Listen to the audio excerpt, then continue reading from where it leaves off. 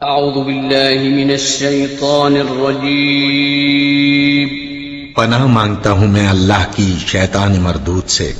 بسم اللہ الرحمن الرحیم شروع اللہ کا نام لے کر جو بڑا مہربان نہایت رحم والا ہے۔ اکرم صلی اللہ علیہ وآلہ وسلم نے ارشاد فرمایا، جس شخص میں یہ 3 باتیں ہوں گی وہ ایمان کا مزہ پالے گا۔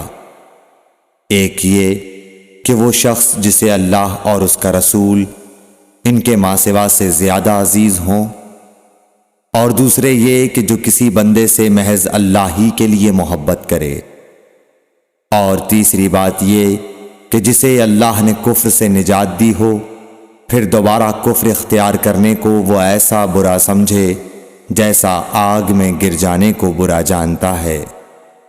صحیح بخاری حدیث نمبر 21۔